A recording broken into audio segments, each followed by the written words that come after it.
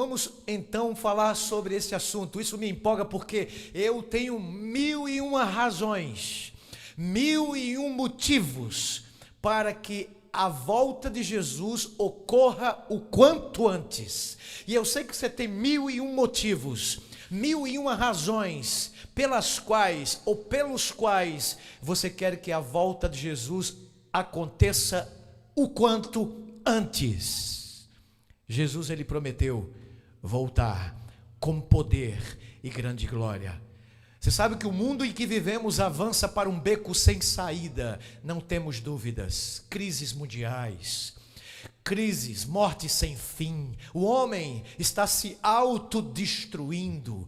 O homem está destruindo a natureza. O homem está destruindo a nação. O homem é muito avarento, jactancioso, arrogante. E tudo isso que eu mencionei agora, arrogante, jactancioso, orgulhoso, egoísta, amigos mais dos prazeres do que amigos de Deus. Isso é sinal de que Jesus está para voltar. Nós já ouvimos os passos de um Deus que se aproxima. Ele vem, e ele vem para colocar o ponto final na história do pecado. Não é o presidente norte-americano, Donald Trump, não é o presidente da nossa nação, Luiz Inácio Lula da Silva, não são os governadores, vereadores, não são os deputados federais e estaduais, nem tampouco senadores que colocarão um ponto final na história do pecado deste mundo. Eles estão aí e nós oramos por eles todos os dias como bons cristãos, para que eles possam ser também alcançados enquanto têm vida pelo Espírito Santo da promessa. Isso é profecia. A Bíblia mostra que o mundo está indo de mal a pior. E o livro da Revelação, esse que estamos estudando durante toda essa semana, desde o dia sábado passado, 20 até sábado que vem, 27, falamos do Apocalipse. E o Apocalipse revela, é a revelação, revela que Cristo voltará e colocará as coisas no devido lugar.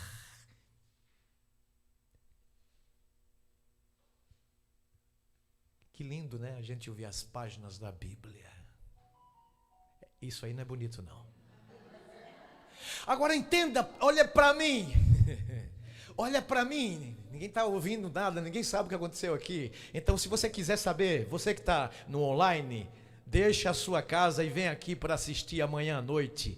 Não fica só no online, não. Porque isso aqui é insubstituível. Obrigado por sua presença. No online e também no real.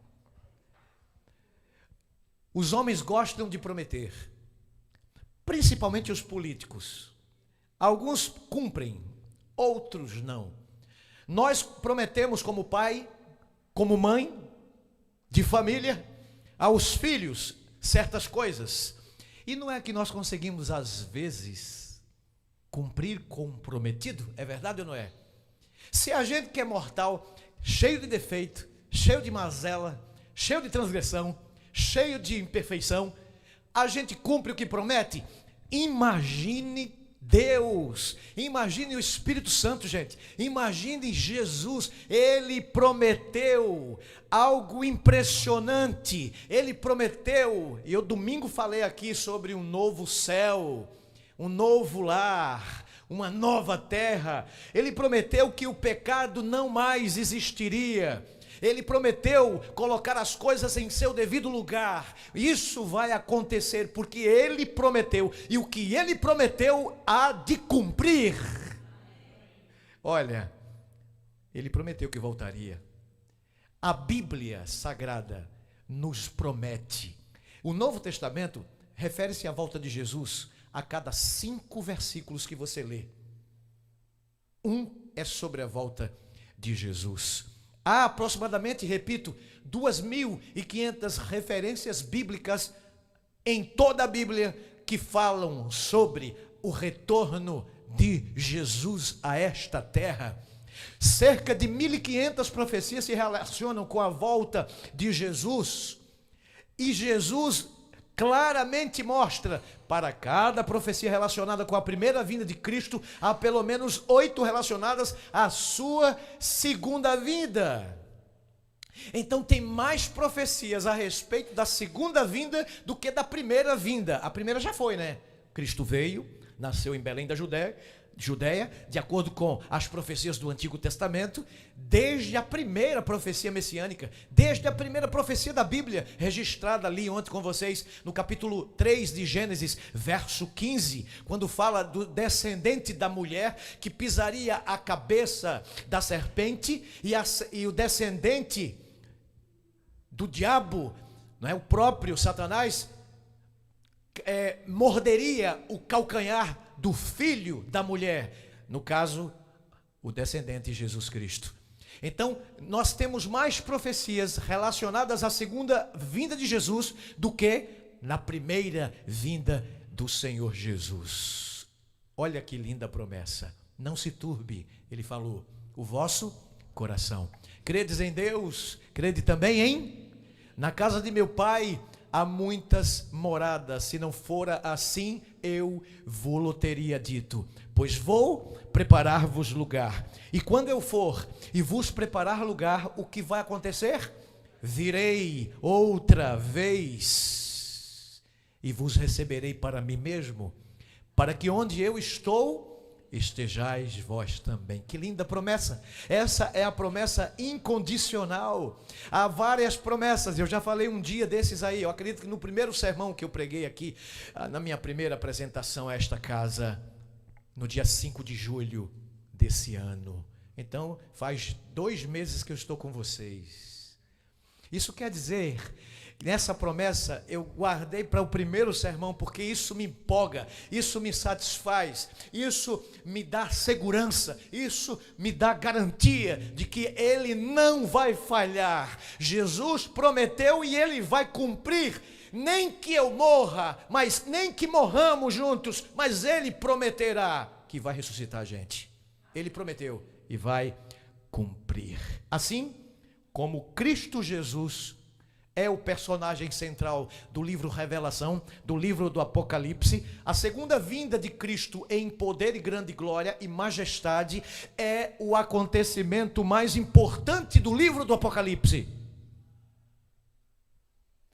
Meus queridos, a Bíblia diz que Jesus é o Alfa, a Bíblia diz que Jesus é o Ômega, ou seja, Alfa, primeira letra do alfabeto grego, e ômega, última letra do alfabeto grego. Ele é o alfa, o princípio, ele é o fim, o ômega. Isso quer dizer que antes dele não houve e que depois dele não haverá. Eis que vem com as nuvens. Olha o que Apocalipse mostra pra gente. Que a vinda de Jesus, ela será visível, de acordo com esse texto. Ela não será em secreto, ela não será sem barulho. Vocês já notaram que o seu pastor é barulhento, né? Barulhento, você vai saber quem vai ser quando sobre nuvens aparecer. A Bíblia diz que a volta de Cristo, ela é visível. Vocês acabaram de ler o texto. Mas tem muita gente que diz que haverá um arrebatamento secreto. Onde é que está escrito isso na Bíblia? Existem 3 textos na Bíblia que falam sobre arrebatamento. E em nenhum desses 3 textos nos orienta que este arrebatamento será secreto. O primeiro é 1 Tessalonicenses capítulo 4, a partir do verso 16, que a trombeta vai soar, das 7, o anjo vai soar, o arcanjo Miguel descerá, a voz dele, a voz de Miguel, a voz de Cristo. Os que morreram nele ressuscitarão primeiro, e nós, os vivos, os que ficarmos, seremos arrebatados para o encontro com ele nos céus, e estaremos para sempre com quem? Onde é que está escrito? Eu apenas recitei o que está em 1 Tessalonicenses capítulo 4, a partir do verso 16. E falou de arrebatamento. A Bíblia fala de arrebatamento. Arrebatamento é a mesma coisa que trasladação. Arrebatamento é a mesma coisa que elevação. Arrebatamento é isso. Nós seremos trasladados, arrebatados, elevados às alturas, ao encontro de Cristo nos céus. Até aí não houve secreto nem silêncio de nada, ok? O segundo texto bíblico é aquele que o próprio Cristo, quando esteve na terra, falou e Mateus escreveu: 2 estarão no campo, um será tomado e o outro será deixado. Os futuristas dispensacionalistas, a maioria dos irmãos evangélicos, a maioria acredita que com esse texto haverá um arrebatamento secreto. Mas onde é que está o secreto nesse texto? 2 estarão no campo. Um será levado, arrebatado, elevado, tomado. Tudo bem. O outro será deixado. Onde é que está nesse texto o secreto, o silêncio, o segredo? Como é que explica isso, pastor? Claro, por ocasião da segunda vinda de Jesus, que estamos aguardando com muita ansiedade, haverá 2 classes de pessoas por ocasião da vinda dele, correto? Uma classe de justos, essa classe será o quê? Arrebatada, tomada, elevada, vai subir. A outra classe de injustos vai ser deixada para trás. Onde é que está secreto aí?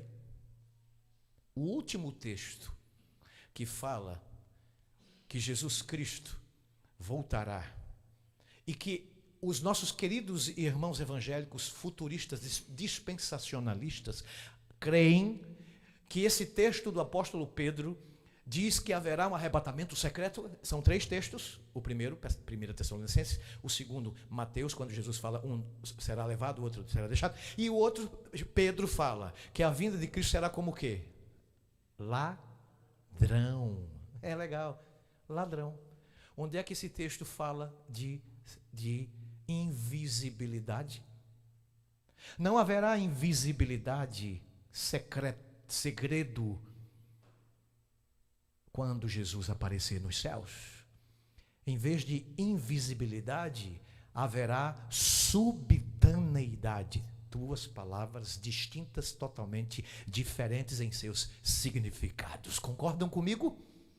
A volta de Cristo será súbita, mas não invisível. A volta de Cristo será, como ele mesmo disse, quando não cuidais, o Filho do Homem aparecerá com poder e grande glória. Como? Visivelmente.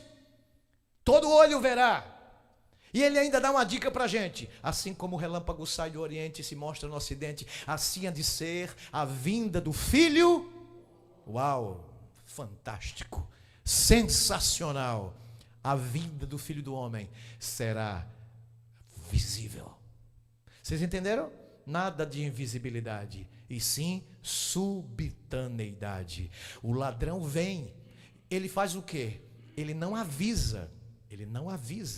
Mas o interessante de tudo isso é que a Bíblia diz que os filhos de Deus não serão pegos de surprise. É isso mesmo. Nenhum de nós será pego de surpresa. Nenhum dos verdadeiros crentes será pego de surpresa. O próprio Noé nos alerta isso através do livro de Moisés no Antigo Testamento, e Cristo no Novo Testamento citou Noé. Ele disse assim, assim como foram nos dias de Noé, como foi, assim há de ser a vinda do Filho do Homem. Pergunto, Jesus avisou a Noé quando cairia o dilúvio, sim ou não? Uau, vocês já leram a Bíblia? Depois, um dever de casa, vai para casa e lê o capítulo 7 de Gênesis, que ele avisou sim. Vamos estudar a Bíblia. Vocês ficam vendo o YouTube, tá vendo? Do mal. Presta atenção, Deus avisou a Noé que cairia água, está lá no capítulo 7 de Gênesis, avisou, tantos dias vai cair o dilúvio. Noé disse para o povo, e o povo não quis crer. Assim como foi nos dias de Noé, Jesus também disse isso, será a sua segunda vinda. Já leram o Grande Conflito? Os crentes adventistas já leram o Grande Conflito? Já foram no último capítulo, que fala da recompensa dos justos? Já foram lá? Vocês lembram que a porta da graça hoje está aberta para todo mundo, viu? A porta da graça está aberta, como também a porta da arca estava aberta, e Noé pregou durante 120 anos, nós adventistas estamos pregando há mais de 150 anos, que Jesus vai voltar e vai derramar fogo, dilúvio de fogo. Não chovia naquela época, aí o povo, pronto, vem um doido agora dizendo que vai chover. Não chovia mesmo não, hein? A mensagem logo de Noé era uma mensagem impopular. Vai chover se nunca choveu, não existe. E chover, como ele está dizendo, torrencialmente, vai acabar com o mundo com um dilúvio de água. Isso é coisa de maluco, ô seu gagá. Você está já indo mais para lá, perto do cemitério, do que para cá. Não vamos acreditar em você. Não existe chuva e não haverá dilúvio. Mensagem de Noé, durante 120 anos, impopular. Qual é a mensagem dos adventistas hoje? A mesma de Noé. Vai cair dilúvio, vai chover fogo. Pedro fala isso, o mundo vai acabar. A porta da graça está aberta, mas assim como a porta da arca esteve aberta, a porta da graça vai se fechar. Assim como a porta da graça que foi fechada na época de Noé pelo anjo, assim também Deus fechará a porta da graça nos nossos últimos dias. Quando a porta da graça se fechar, cairão as 7 últimas pragas registradas no livro de Apocalipse, capítulo 16. Aí você vai ver lá, 7 últimas pragas vão cair. Ninguém vai morrer quando começarem as pragas. Ninguém vai morrer quando a porta da graça se fechar. E no finalzinho já, bem pertinho da vinda de Jesus, já leram a profecia? Vou revelar para vocês. Haverá um trovão, relâmpago, mas haverá um trovão. Para os ímpios que não queriam e não quiseram abrir o coração a Deus e ouvir a voz de Deus, é um trovão simples. Mas para o povo da promessa, para o povo remanescente, a igreja de Deus na terra, nesses últimos dias, no tempo final de angústia, já pertinho de Jesus voltar, aquele trovão para os ímpios é a voz de Deus declarando o dia e a hora do seu regresso. Meu querido, minha querida, se você permanecer fiel, você não será pego ou pega de surpresa. Então se prepare para esse dia que será maravilhoso, visível. A vinda de Cristo será visível. Satanás vai lançar os enganos também acerca da segunda vinda, viu? Ele lançará os seus enganos sobre a volta de Cristo. E uma das pragas, por exemplo, o diabo vai personificar a volta do Senhor. Ele tenta esfriar a fé dos que creem em Deus. Um dos métodos será isso: forjar a volta de Cristo, mas sem sucesso. Olha só o Apocalipse capítulo 16, verso 14. Porque eles são espíritos de demônios, operadores de sinais, e se dirigem aos reis do mundo inteiro com o fim de ajuntá-los para a peleja do grande dia do Deus Todo-Poderoso. São espíritos de quem? Que enganam. Então a gente vive em um mundo de conflito cósmico. Na verdade, existe um conflito, uma controvérsia entre o bem e o mal. Existem os anjos do bem que estão do nosso lado, e existem os anjos do mal que estão do lado do inimigo. Agora, nessa guerra, nós somos os protagonistas, nós somos o alvo do céu e do inferno. Deus fez de tudo para salvar a humanidade, mas só será salva quem se entregar de fato, de verdade a Ele. Resta agora cada um de nós tomar a mais importante, maior, a mais importante das decisões, que é entregar a vida a Jesus, para se posicionar diante do anjo de Deus, Miguel, o Deus poderoso, Jesus Cristo, o grande general do nosso exército celestial. A gente tem que se posicionar do lado do Cordeiro de Deus, porque se a gente não está posicionado do lado do Cordeiro, a gente já está do lado do inimigo do dragão. É a oportunidade hoje de a gente deixar de lado o pecado que tenazmente nos assedia e nos destrói. Nós vivenciamos em uma guerra, sim, meu irmão, minha irmã, é uma guerra espiritual. Nós às vezes não enxergamos isso, mas por trás dos bastidores há dois poderes que querem nossa vida: o poder de Deus e o poder do inferno. E lhes respondeu: vede que ninguém vos engane. Porque virão muitos em meu nome dizendo eu sou o Cristo e enganarão. Alguém aqui já ouviu falar de falsos cristos e falsos profetas? Sinais da breve volta de Jesus. Jesus prometeu e ele falou que alguns sinais precederiam, viriam antes do seu regresso. E um dos sinais é falsos cristos, falsos profetas. É o que mais a gente vê hoje.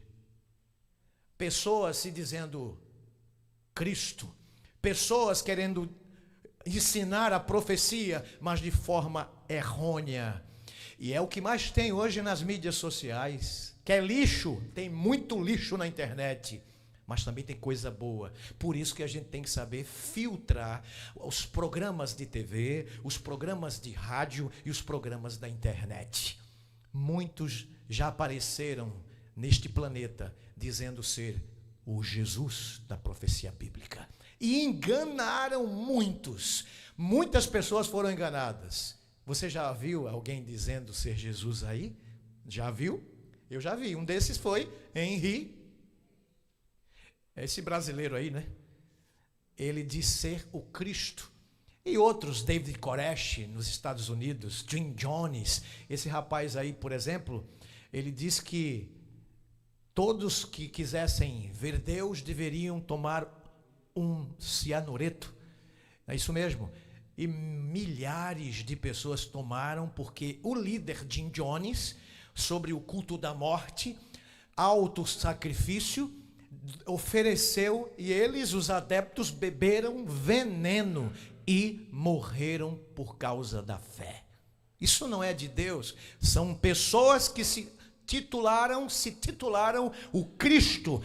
O próprio Paulo, em 2 Coríntios capítulo 11, versículo 14, diz que não é de admirar, porque o próprio Satanás se transfigura em anjo de luz. Irmãos, a gente precisa abrir os olhos espirituais, irmãos. A gente precisa ler as Escrituras, a gente precisa ser humilde para ouvir a verdade de Deus, se inclinar diante dele todos os dias, ser humilde o suficiente para dizer que Deus é nosso Salvador e o suficiente para a gente aprender. E olha, porque do lado do mal, o lado do mal é muito forte, é atraente. Porque é que hoje muitas pessoas não vêm para as igrejas, se acomodam? Porque é que hoje, porque não tem atração, não tem um coach que atrai as pessoas, não tem um bom pregador, não tem um bom cantor. A gente não vem aqui para assistir culto, irmãos. A gente vem para a igreja para prestar culto. Quem assiste culto é Deus. A gente adora. E a gente está nessa era de programas, essa era de show, De show. Se não tiver um bom show, eu não vou ser adorador, não vou para a igreja ouvir o ancião A, a anciã B, o pastor A, o pastor B, o cantor A. Eu não vou. Se não for fulano, eu não vou. Você está indo pelo homem ou por Deus, irmão? É uma guerra espiritual. Jesus, ele vem de que forma, pastor? Sua segunda vinda não será secreta. Já falei para vocês. Quem estiver lá no Oriente Médio vai ver. Quem estiver aqui no Ocidente, no Rio de Janeiro, vai ver simultaneamente. Isso mesmo, automaticamente. Como é que Deus vai fazer isso? Eu não sei. Mas eu não tenho dúvidas do poder. Você tem dúvidas do poder de Deus? Aquele que fez tudo do nada. Ele não precisa de nada para poder fazer. Ele não precisa de objeto para poder criar.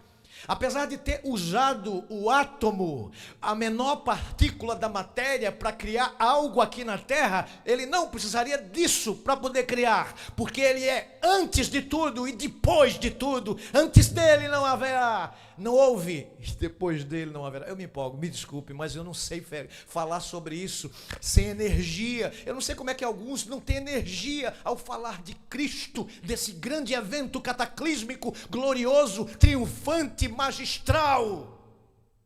Eu não sei que se isso não vibra no seu coração. No meu vibra todos os dias.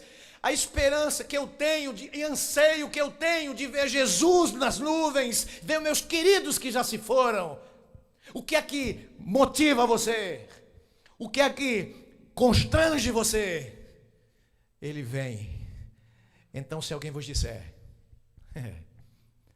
eis aqui, lá em Vigário Geral, pertinho daqui, coladinho, ou ele ali, lá onde tem a nossa sede administrativa da Associação Rio de Janeiro, Matoso, na Rua do Matoso, 97, o que é que Jesus pede para a gente fazer? Não acrediteis, porque surgirão falsos cristos e falsos profetas operando grandes sinais e prodígios para enganar, se possível, os eleitos.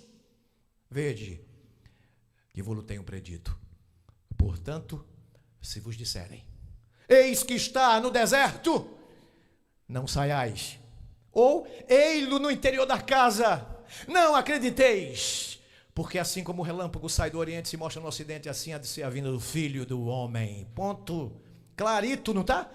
Mas interessante que os perdidos serão como a areia do mar e muitos não vão querer acreditar. Como muitos não acreditaram na época de Noé. Falar em Noé, voltando ainda. Quantas pessoas existiam na época de Noé? Chuta aí. Alguns teólogos dizem que existem períodos de 2000 anos, e 2000 anos, algo acontece de especial a cada 2000 anos. Por exemplo, de Adão e Eva para Noé, 2000 anos. Aconteceu o quê? O dilúvio. De Noé até a aparição do Messias, Cristo, veio Jesus e os seus não o receberam. 4000 anos. E Jesus aparece. E de Jesus até nós já temos na nossa conta falível, né? Eu não acho que seja uma conta precisa. Estamos há 2025 anos que Cristo veio à Terra. Como a nossa mensageira, a mensageira do Senhor, que já morreu e deixou livros aí para a gente estudar muito, ela diz que estamos vivendo nos dias emprestados. Já temos 25 anos emprestados. A graça de Deus é maravilhosa para alcançar cada um de nós. Naquela época, os homens viviam muitos anos, não é? Quem foi que viveu mais no mundo? Quantos anos? 969. Quantos anos Adão viveu?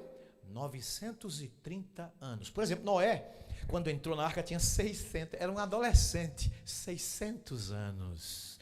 Antigamente vivia muito, né? Eu já estou com 52, já estou encarquilhado. E você que riu está mais do que eu.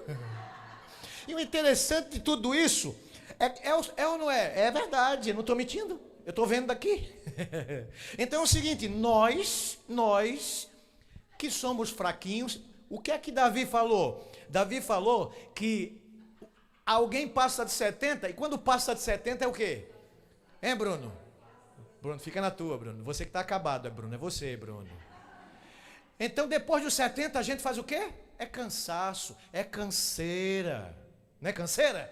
É canseira. E mesmo assim, com esse cansaço todo, com essa canseira toda, tem gente que teve 10, 15, 20 filhos, né? Vivendo só 70, 80 anos, né? Agora veja Noé. Veja os patriarcas e profetas. Alguns que viveram 900, quase um milênio de idade. Será que eles geraram muita gente? Eu não quero dizer a quantidade, porque eu não posso dizer algo, né, fora, para não dar heresia. Mas se a gente já está há 2025 anos que Cristo veio à Terra, quantos habitantes tem no mundo hoje? 8 bilhões. Isso porque a gente vive pouco. Imagine de Noé até Adão, quantas pessoas existiam. Queridos, queridas, vamos para terminar?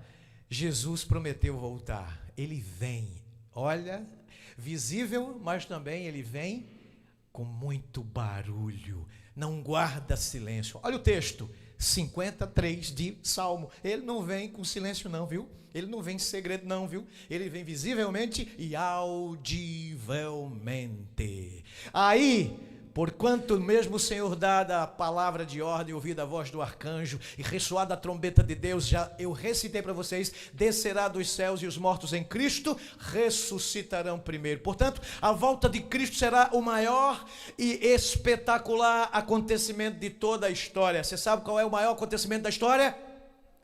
Disse o falecido, saudoso Billy Graham, grande pastor batista, um dos mais poderosos pastores e evangelistas do século 20. Billy Graham disse: o maior acontecimento da história não foi o homem subir e pisar na lua, foi Deus descer e pisar na terra para salvar você e a mim. E ele o fará a segunda vez, mas com uma diferença: ele não vai pisar na terra, ele vai sobre nuvens aparecer com poder e majestade. Cristo vai voltar. Eu li do primeiro versículo da Bíblia em Gênesis 1 até o último versículo da Bíblia em Apocalipse, e eu já vi o final. Sabe qual é o final da história? Tudo vai caminhar para um final, e o final da nossa história é um final belo, sensacional e espetacular, porque Cristo vem para acabar com o mal e levar todos do bem para perto de si. Ele virá e ele é mesmo aquela pessoa maravilhosa. Além de ser sua vinda é visível e audível, ela é literal e ela também é pessoal. E a Bíblia mostra que é literal, a Bíblia mostra que é pessoal. Ele subiu para o trono de Deus. Como ele subiu, ele vai descer. Ele subiu com anjos e ele vai descer com anjos. Ele subiu literalmente e vai descer literalmente. Ele subiu vitorioso, voltará triunfante, virá de forma visível, todo olho o verá. Ele enviará os seus anjos, não vem sozinho, com clangor de trombeta. Esses anjos reunirão os seus escolhidos dos 4 ventos, de uma à extremidade dos céus. Mateus 24, verso 31. Ele vem, e a sua volta é o ponto alto do plano da salvação que Deus traçou para resgatar os seres humanos das garras do mal. Eis que venho sem demora. Vamos para casa? Vamos, eu quero ir para casa. Vem, Senhor, para a gente voltar para casa. Eu já estou cansado de pegar a estrada da Água Grande. É isso mesmo? 399, olha, 2 meses, já estou cansado. Eu quero pegar essa estrada que vai rumo a Celestial, o caminho que leve a Cristo. Esse galardão está pronto para mim, e Ele vai retribuir a cada um segundo as suas obras. Aí muita gente entra nesse texto aí e não entende, né? Aí pensa o seguinte, que a salvação é pelas obras. Não, peraí, essas obras aí são obras de Cristo através de nós.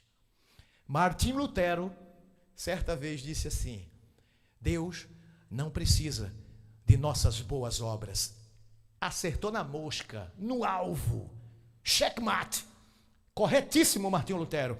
Deus, repito, ele disse, não precisa das nossas boas obras, mas o nosso próximo sim. Então, as boas obras não são para nos salvar.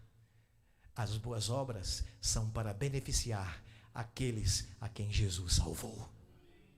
Então, se um dia, será um dia, a volta de Cristo, sem desculpas, sem mentiras, nem projeções de culpa. Deus não precisa de escusas, Deus não precisa de desculpas, Deus não perdoa escusas, Deus não perdoa desculpas, Deus perdoa pecados. Então vá a Ele, porque cada um terá que dar conta de si mesmo a Ele. Hoje, no santuário celestial, o anjo está anotando tudo que a gente faz, tudo que a gente diz, tudo que a gente é. Por isso, querida igreja, Deus providencia meios para você vencer o pecado e os seus males. Ele chama você, a mim, para uma nova vida hoje, como preparação para aquele maior acontecimento da história.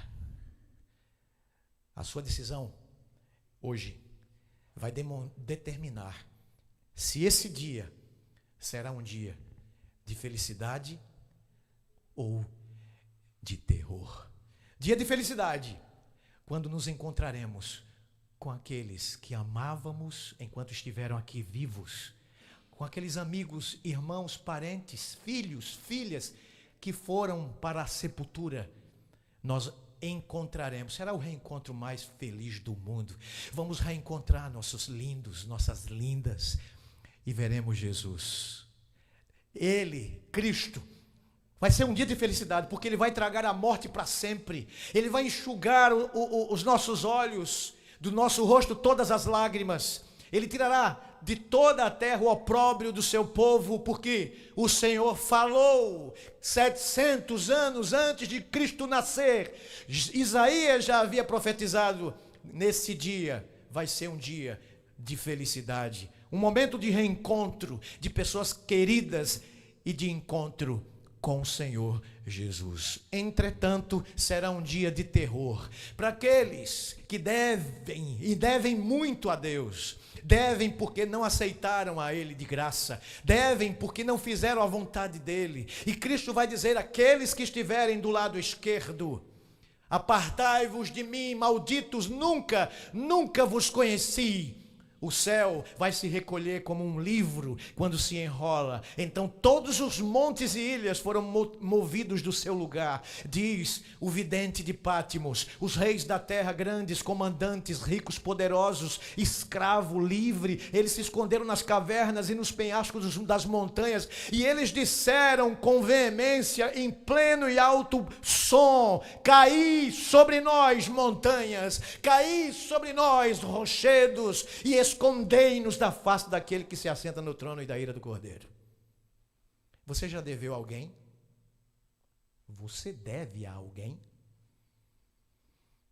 E quando você é um devedor, caloteiro,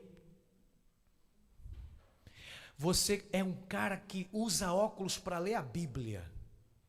Mas nesse momento você não precisa de óculos, porque você é um caloteiro desgraçado. Compra e não paga. Deve a duas pessoas no mundo, a Deus e o mundo. E quando você vir aquela pessoa que você deve a 3 quilômetros, você enxerga sem óculos. E você, em vez de ir ao encontro para pedir perdão ou ir ao encontro para dar satisfação, você faz o quê? Desvia o caminho. Você tem vergonha daquele que você deve e não quer acertar as contas. Os que não estiverem preparados vão ter vergonha de Jesus Cristo. Não tenha vergonha hoje de Jesus, porque se você tiver, Ele vai ter vergonha de você no juízo final. Portanto, minha querida igreja, será um momento de choro, angústia e medo para os ímpios. O que significa, pastor? 2 coisas: aceitar a Jesus. A primeira significa reorganizar sua vida de acordo com a palavra de Deus. Diz a Bíblia: todo aquele, pois, que ouve estas palavras são aqueles comparados a um homem prudente que edificou a sua casa sobre a rocha. Aí veio chuva, vieram as tormentas, sopraram os ventos, deram ímpeto contra aquela casa, mas a casa não caiu. Sabe por que não caiu? Porque fora edificada sobre Cristo, que é a rocha, a pedra de esquina. Mas aquele que não edificou a sua vida sobre a rocha é semelhante àquele que edificou a sua vida sobre a areia. Vieram os ventos, as tempestades, as provações, etc e tal, e vieram com ímpeto sobre aquela casa, e aquela casa fez o quê? Caiu. Meu querido, todo mundo quer ter a mesma fé de Daniel, mas ninguém quer entrar na cova dos leões. Todo mundo quer ser um governador como José, mas ninguém quer ir ser servo na casa de Potifar. Todo mundo quer a ressurreição no primeiro dia da semana, mas ninguém quer a sexta-feira da paixão. Lembre-se de uma coisa: para a gente ser aprovado, a gente precisa ser provado. Primeiro a gente tem a provação, para depois vir a aprovação. Portanto, queridos, reedifique sua casa sobre Cristo, e aceitá-lo também significa obediência aos seus mandamentos. Todo aquele que me diz Senhor, Senhor, nem todo, entrará no céu, mas aquele que faz a vontade de quem? Do meu Pai que está nos céus. Bem-aventurada a esperança do retorno de Cristo. Hoje é para você, meu irmão, é para você, minha irmã, porque naquele dia Ele vai enxugar dos nossos olhos toda a lágrima, toda a dor. A morte não mais existirá, nunca mais, nem pranto, nem choro, nem lágrima, nem dor, porque as primeiras coisas passaram. E aí, qual é a sua decisão? Você já decidiu se entregar totalmente nos braços de Jesus? Eu tenho 1001 razões. Termino como comecei. Eu tenho 1001 motivos para estar ansioso para ver Jesus voltando. No dia 2 de março de 2012, eu tive a maior tristeza, eu e minha esposa, e meus filhos, e minha família, a maior tristeza da nossa vida. Eu tive que enterrar uma filha de 15 anos de idade. Essa menina tocava piano, tocava violino e louvava a Deus comigo. Ela contraiu um câncer e ela não suportou 1 ano e 4 meses. Eu ainda realizei o culto de 15 aninhos da vida dela. Mas Deus permitiu que ela se ausentasse de nós. Foi o mais triste momento da nossa vida. Eu louvei muito com ela, mas isso não me trouxe desespero. Pelo contrário, me deu mais esperança de anunciar com veemência a volta do Senhor Jesus.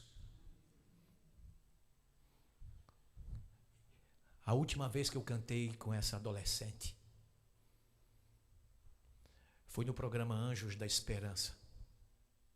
A última vez. E a música que eu cantei com ela transmitia as seguintes frases: eu quero ir. Eu quero ir para o céu novo e para a terra nova, nesse lindo e bom lugar. Eu quero ir. E a minha alma espera esse lindo lugar para um dia o reencontro acontecer. Eu não sei se eu vou conseguir cantar, mas eu gostaria que o Wagner soltasse o último dia que eu cantei com a minha filha, falando dessa esperança. Ouçam.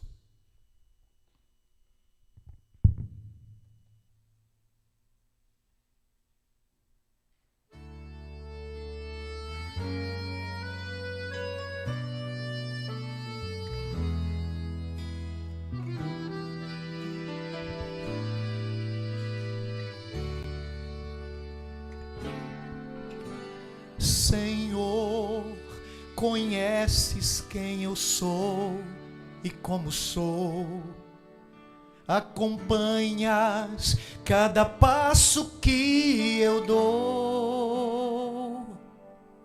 Onde quer que eu estiver, tu estarás também. Onde te clamar, tu me ouvirás. Senhor, perdoa onde quer que eu errar. Junta os cacos para que eu possa me tornar vaso novo para a tua adoração.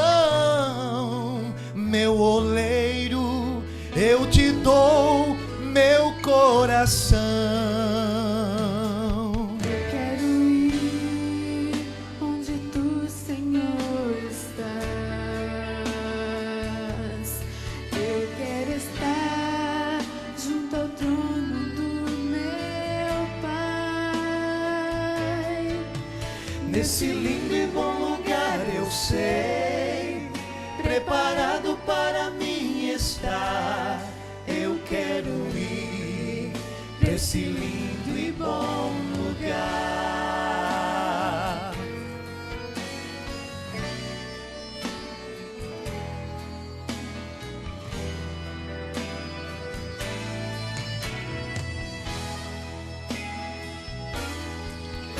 Senhor, conheces quem eu sou e como sou. Acompanhas cada passo que eu dou. Onde quer que eu estiver, tu estarás também. Quando eu a te clamar, tu me ouvirás. Senhor, perdoa onde quer que eu errar. Junta os cacos para que eu possa me tornar vaso novo para a tua adoração. Meu oleiro, eu te dou meu coração.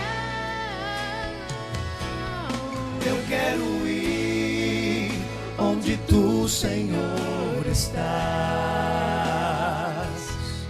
Eu quero estar junto ao trono do meu Pai. Nesse lindo e bom lugar eu sei, preparado para mim estar. Eu quero ir para esse lindo e bom lugar. Para esse lindo e bom lugar eu sei, preparado para mim estar. Eu quero ir para esse lindo e bom lugar.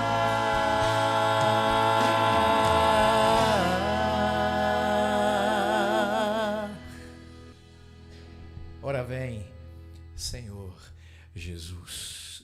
É isso que me empolga. É isso que me dá motivação. E eu quero pregar para o maior número possível de pessoas. Eu quero anunciar com pleno e bom pulmão cantar com todo o meu coração que um dia eu abraçarei de volta a minha filha, os meus queridos irmãos que se foram e nunca mais nos despedirmos. Já decidiu de que lado você quer estar? Se é do lado do Cordeiro de Deus que tira o pecado do mundo, você que está aqui no presencial, fique em pé e ore comigo. Ó Deus eterno, que saudade existe dentro do nosso peito.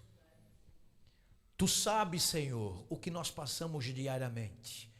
Mas graças a Deus que a saudade não é eterna. Eternas são 3 coisas: a esperança, a fé e o amor.